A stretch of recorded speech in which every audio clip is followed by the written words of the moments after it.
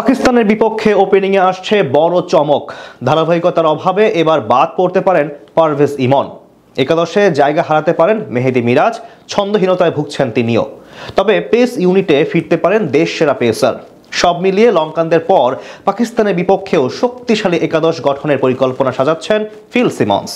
জয়ের ধারা অব্যাহত রাখতে কাল কেমন হচ্ছে বাংলাদেশের সেরা একাদশ, এই নিয়ে জানবো বিস্তারিত রিপোর্টে। লঙ্কানদের বিপক্ষে টি-20-র ঐতিহাসিক সিরিজ জয় করেছে লাল সবুজের প্রতিনিধিরা।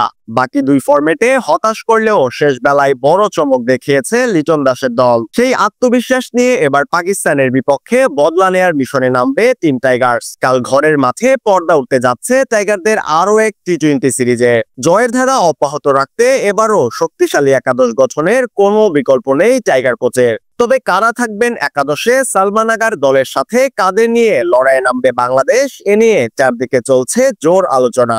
সবকিছু ঠিকঠাক থাকলে এবার ওপেনিং এ আসতে যাচ্ছে বড় চমক। এর আগে সবশেষ সিরিজে টাইগারদের ওপেনিং আস্থায় ছিলেন যুব বিশ্বকাপ জয়ী দুই ওপেনার তানজিদ তামিম ও পারভেজ ইমন। যদিও দলের সেই আস্থা পূরণে ব্যর্থ হয়েছেন ইমন। সিরিজ নির্ধারণীর মতো গুরুত্বপূর্ণ ম্যাচে গোল্ডেন ডাক মেরে বিদায় নিয়েছেন এই ওপেনার। এমনকি আগের ম্যাচেও খুলতে পারেননি রানের খাতা। তাই ধারাবাহিকতার অভাবে এবার বাদ পড়তে পারেন তিনি। তার পরিবর্তে ওপেনিং এ সুযোগ পেতে পারেন বিপিএল সেরা ওপেনার মোহাম্মদ নাইম শেখ।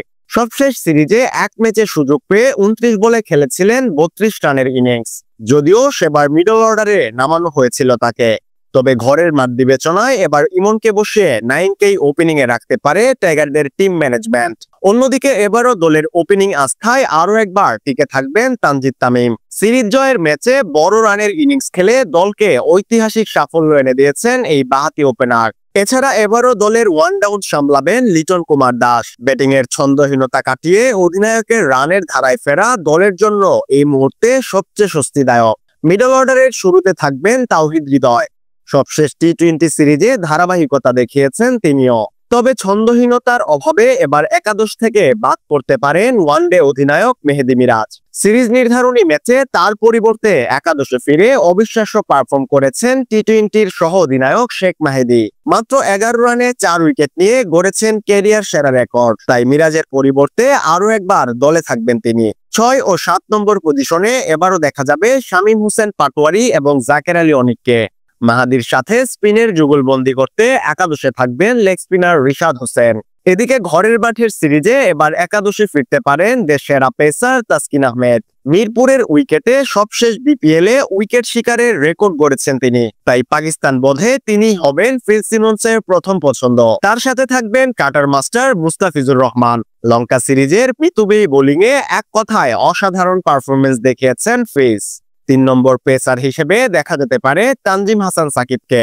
বোলিং এর পাশাপাশি বড় রান তুলতে পারার বিবেচনায় তিনিই থাকবেন এই মুহূর্তে এগিয়ে। সিরিজের প্রথম ম্যাচে কাল সন্ধ্যা 6টায় মুখোমুখি হবে দুদল। সবকটি ম্যাচই অনুষ্ঠিত হবে মিরপুর শেরেবাংলা জাতীয় ক্রিকেট স্টেডিয়ামে।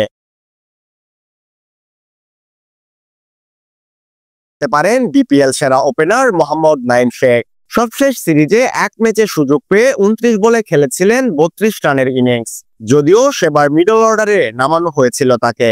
তবে ঘরের মাঠ বিবেচনায় এবার ইমনকে বসিয়ে নাইমকেই ওপেনিং এ রাখতে পারে টাইগারদের টিম ম্যানেজমেন্ট। অন্যদিকে এবারও দলের ওপেনিং আস্থায় আরো একবার টিকে থাকবেন তানজিদ তামিম। সিরিজ জয়ের ম্যাচে বড় রানের ইনিংস খেলে দলকে ঐতিহাসিক সাফল্য এনে দিয়েছেন এই বাঁহাতি ওপেনার। এছাড়া এবারও দলের ওয়ান ডাউন সামলাবেন লিটন কুমার দাস। ব্যাটিং এর ছন্দহীনতা কাটিয়ে অধিনায়কের রানের ধারায় ফেরা দলের জন্য এই মুহূর্তে সবচেয়ে স্বস্তিদায়ক। মিডল অর্ডারের শুরুতে থাকবেন তাওহিদ হৃদয়।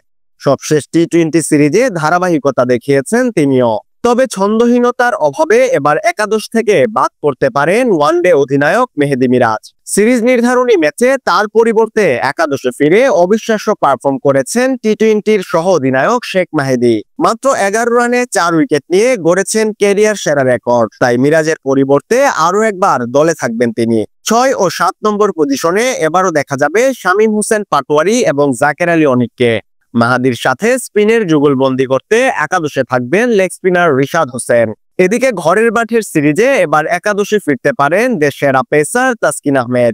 মিরপুরের উইকেটে সবশেষ বিপিএল এ উইকেট শিকারের রেকর্ড গড়েছেন তিনি, তাই পাকিস্তান বোধে তিনি হবেন ফিল সিমন্সের প্রথম পছন্দ। তার সাথে থাকবেন কাটার মাস্টার মুস্তাফিজুর রহমান। লঙ্কা সিরিজের পিতুবি বোলিং এ এক কথায় অসাধারণ পারফরমেন্স দেখিয়েছেন ফিজ। 3 নম্বর পেসার হিসেবে দেখা যেতে পারে তানজিম হাসান সাকিবকে। বোলিং এর পাশাপাশি বড় রান তুলতে পারার বিবেচনায় তিনিই থাকবেন এই মুহূর্তে এগিয়ে।